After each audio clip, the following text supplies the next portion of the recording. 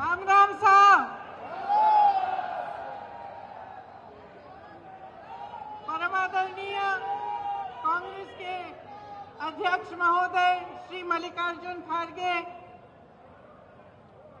मेरी प्यारी माता जी, आज मुझे बहुत खुशी है, गर्व भी है कि आज पहली बार आपके प्रदेश से राज्यसभा के सदस्य बनने के बाद आपके यहाँ आई हैं और मुझे गर्व है कि आज मुझे उनके साथ यहाँ आने का मौका मिला।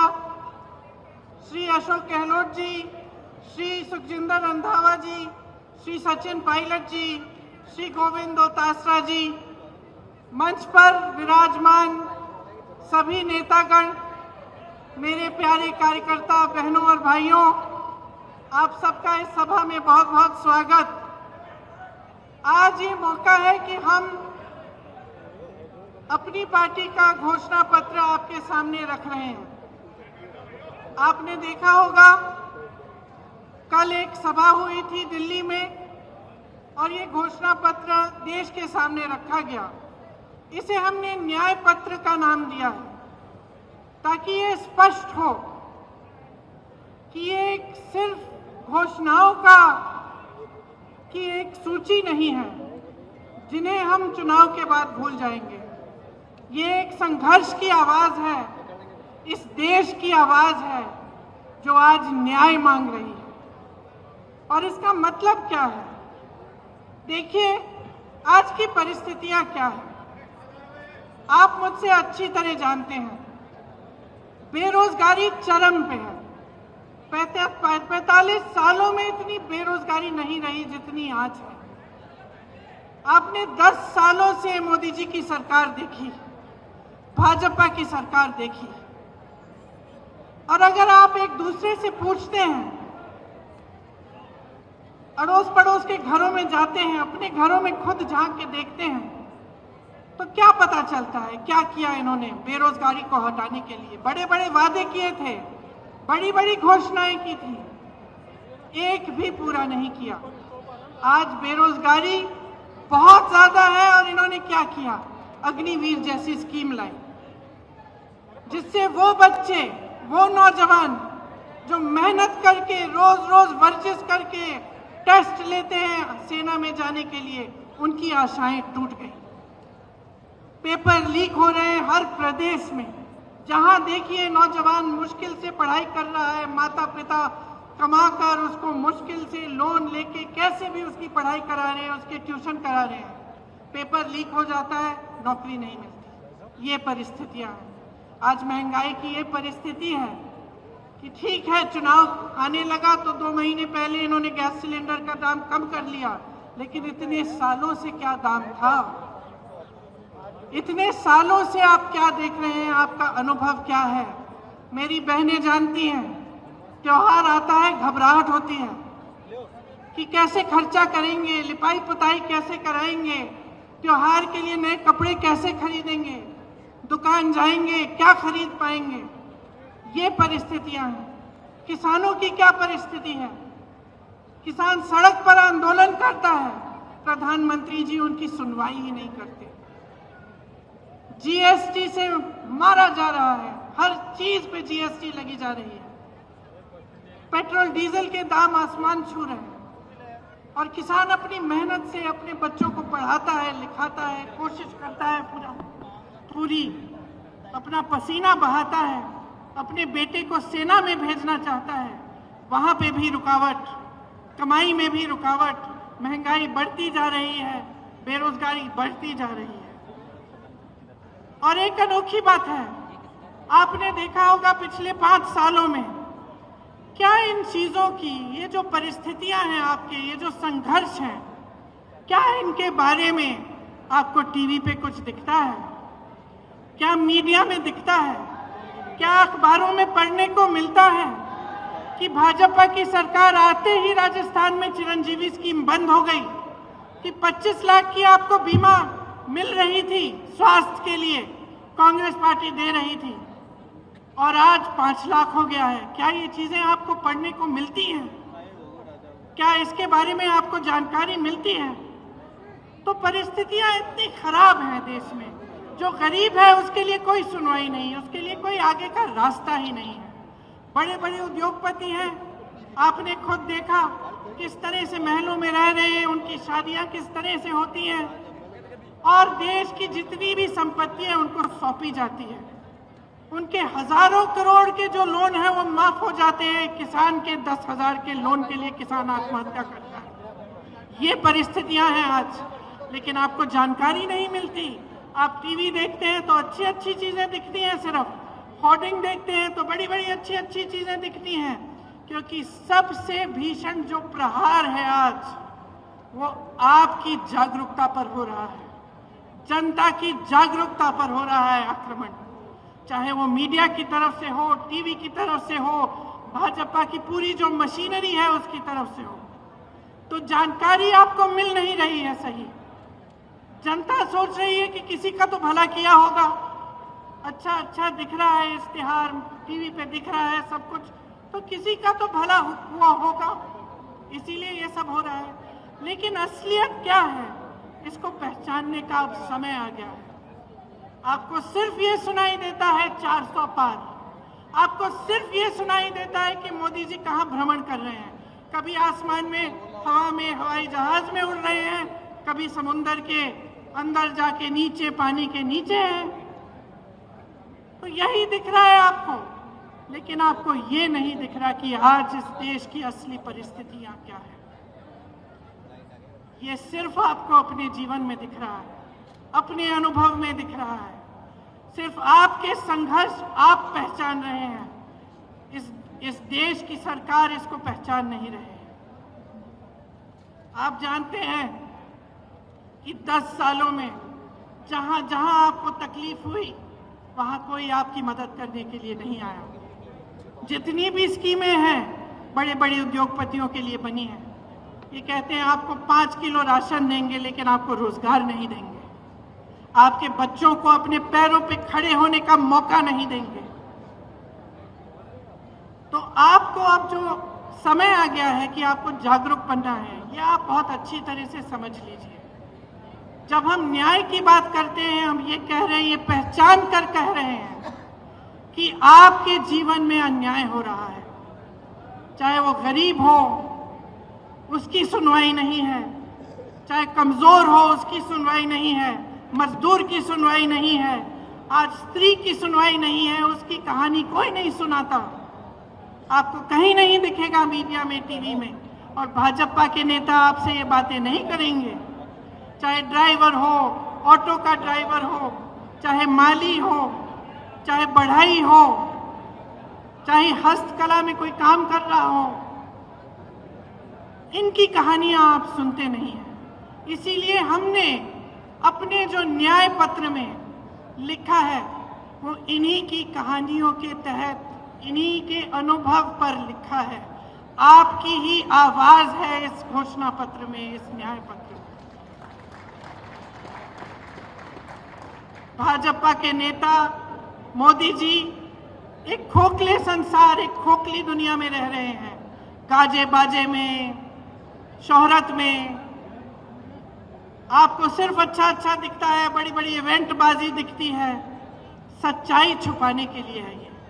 और जितने भी प्रयास हैं वो सिर्फ सच्चाई छुपाने के लिए। आज पूरे विपक्ष पर हमला है, 2 मुख्यमंत्री जेल में हैं, कहते हैं भ्रष्टाचार पर वार है, लेकिन सब भ्रष्टाचारी अपनी पार्टी में इकट्ठा कर रहे हैं। सारी पार्टियों के जितने भ्रष्टाचारी हैं उनको सब न्योता देके, वो निमंत्रण देके ले रहे हैं, और अचानक उनकी पार्टी में जाते ही स्वच्छ हो जाते हैं, कोई उनके बारे में सवाल नहीं उठाता।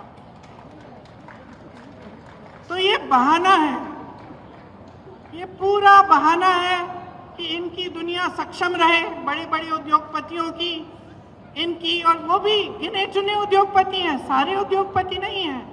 बहुत सारे ऐसे उद्योगपति हैं जो देश के लिए दिन रात काम करते हैं, जो रोजगार बनाते हैं। इनके जो गिने चुने मित्र हैं उनको सारी संपत्ति सौंपी जा रही है।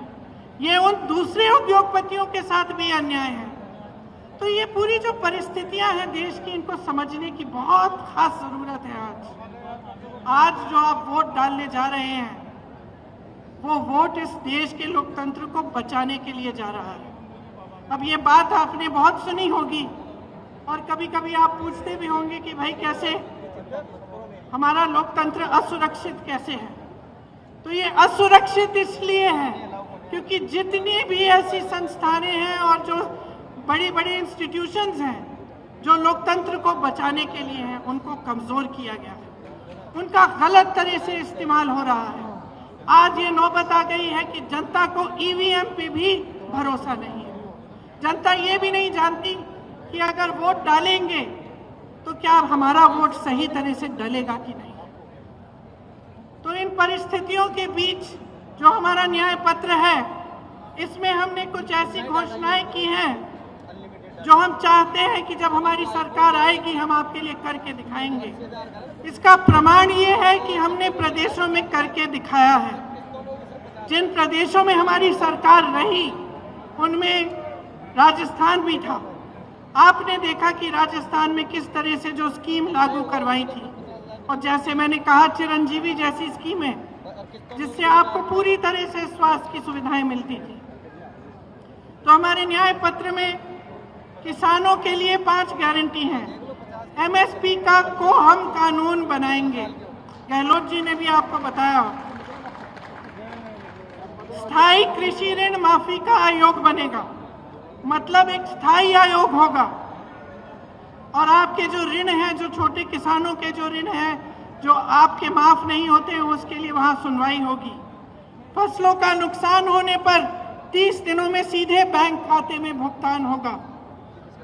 नई कृषि की आयात निर्यात की नीति बनेगी और कृषि में इस्तेमाल जितने भी आप सामान इस्तेमाल करते हैं कृषि में, वो जीएसटी से माफ होंगे। ये बहुत बड़ी चीज है, इससे आपको बहुत राहत मिलेगी। मैंने बेरोजगारी की बात की। युवाओं के लिए केंद्र में 30 लाख जो खाली पद भरे हैं, पड़े हैं, उन्हें भारी करने का काम हमारी सरकार करेगी। हर परिवार में जो पहली नौकरी है वो पक्की मिलेगी और स्नातक पास को 1 लाख रुपए मिलेंगे। ये जो पेपर लीक होते रहते हैं जिससे आपका बहुत नुकसान होता है और पढ़े लिखे बच्चे बेरोजगार बैठे रहते हैं, उसके समाधान के लिए एक नया कानून बनाया जाएगा। सख्ती से जो ऐसे काम कराएंगे, सख्ती से उन पर कार्रवाई होगी और एक जॉब कैलेंडर बनेगा जिसमें जो नियुक्ति के जो डेट हैं, जो इम्तिहान के डेट हैं, रिजल्ट के डेट है, वो पहले से बताए जाएंगे। जो लोग गिग इकोनॉमी में काम करते हैं, गिग इकोनॉमी मतलब जैसे शहरों में आप जो डिलीवरी वाले युवा हैं जो डिलीवरी करते हैं, इस तरह की जो नौकरियां हैं, इनको सामाजिक सुरक्षा मिलेगी और एक 5,000 करोड़ रुपए का फंड बनेगा युवाओं के लिए, ताकि युवा जब अपने कारोबार शुरू करना चाहें तो उनको लोन मिलेगा और उनको पैसे दिलवाए जाएंगे। महिलाओं के लिए खास हमने कुछ सोचा है कि हर जो गरीब महिला है उसे सालाना 1 लाख रुपए सरकार से मिलेंगे। केंद्र में जो नई भर्तियां हैं उनमें से 50% महिलाओं को दी जाएंगी। आशा, आंगनवाड़ी, मिड डे मील वेतन में केंद्र का योगदान 2 गुना होगा और हर पंचायत में एक अधिकार मैत्री होगी जो महिलाओं को अपने अधिकारों के बारे में बताएगी। कामकाजी महिलाओं के लिए हॉस्टल होने चाहिए, देश में काफी नहीं है, उनकी जो संख्या है उसको 2 गुना किया जाएगा और हर जिले में कम से कम एक ऐसा हॉस्टल होगा। आदिवासी भाई बहनों के लिए भी हमने गारंटी किया है कि वन अधिकार अधिनियम लागू किया जाएगा और एक स्पेशल बजट, स्पेशल प्लान बनाया जाएगा। भूमि अधिग्रहण कानून में जो संशोधन किए गए थे वो वापस लिए जाएंगे और राज्यों में पेशा के अनुसार कानून लागू किए जाएंगे, जिससे जहां आदिवासियों की आबादी ज्यादा है वे अनुसूचित क्षेत्र घोषित किए जाएंगे। 1 साल के अंदर अंदर जितनी भी FRA के क्लेम हैं उनका निपटान किया जाएगा और लघु वन उपज जो है उनको भी MSP के दायरे में लाया जाएगा। श्रमिकों के लिए हमने कुछ सोचा है कि उनके स्वास्थ्य के अधिकार की कानूनी गारंटी देना चाहते हैं। जांच से इलाज तक पूरी सेहत की देखभाल की सुविधाएं उनको मिलनी चाहिए और राष्ट्रीय न्यूनतम मजदूरी 400 रुपए प्रतिदिन की गारंटी हम करेंगे। और शहरी क्षेत्रों के लिए रोजगार गारंटी का कानून लागू होगा, जिस तरह से ये कानून गांव में लागू होता है। देखिए, ये हम न्याय की गारंटी दे रहे हैं आपको। हम लोकतंत्र की रक्षा करेंगे। हमारे पूर्वजों ने इस लोकतंत्र को बनाने के लिए अपना खून बहाया है। इसी कांग्रेस पार्टी ने, जिसके आप मेरे कार्यकर्ता भाई बहन यहाँ बैठे हैं, इसी कांग्रेस पार्टी ने इस देश के स्वतंत्रता संग्राम को बनाया और उसमें अपना तमाम नेताओं ने जान दी, जीवन दिया और इस देश का निर्माण किया है। मैं सिर्फ एक आग्रह करना चाहती हूं अपने कार्यकर्ता भाई बहनों से और खास तौर से इस देश की जनता से, इस देश के एक एक नागरिक से ये मेरा आग्रह है, इस चुनाव को आप अपने मुद्दों पर लड़वाइए। जो आपके जीवन का अनुभव है वही सत्य है, वही सच्चाई है। जो आपको दिखाई दे रहा है टीवी पे, इश्तिहारों पे, होर्डिंग्स पे, ये सच्चाई नहीं है। जो ये मोदी जी ने इवेंट बाजी बना रखी है, गाजा बाजा, ये सब जो लोग सोचते हैं कि धर्म के नाम पर, जाति के नाम पर या आपका ध्यान कहीं और आकर्षित करके गद्दी पर सुरक्षित रहेंगे, उनको सच्चाई दिखाइए। क्योंकि जब तक आप अपने अनुभव पर उतरकर अपना वोट नहीं देंगे, जब तक आप अपनी सच्चाई, अपने सत्य, अपने अनुभव के आधार पर इस देश के निर्माण को नहीं करवाएंगे, तब तक ये हालात बदलेंगे नहीं। और हम ये हालात बदलना चाहते हैं। हम आपके हालात बदलना चाहते हैं। हम चाहते हैं कि आप अपने पैरों पे खड़े हों, कि सब सुविधाएं आपको मिलें, कि देश की सारी संपत्ति आपके हाथों में जाए। इसीलिए ये चुनाव आपका चुनाव होना चाहिए। ये चुनाव इस देश के लिए होना चाहिए, इस देश की धरती के लिए, इस देश की मिट्टी के लिए, इस देश के लोकतंत्र के लिए, इस देश के संविधान को बचाने के लिए। और मेरी पूरी उम्मीद है कि इसी आधार पर आपका वोट जाएगा। तो आप सबको बहुत बहुत धन्यवाद। कुछ लंबा मैं बोली, अध्यक्ष जी को भी बोलना है। आपने बहुत ध्यान से मेरी बातों को सुना है, इसके लिए बहुत बहुत धन्यवाद। मेरे साथ एक बार बोलिए, जय हिंद।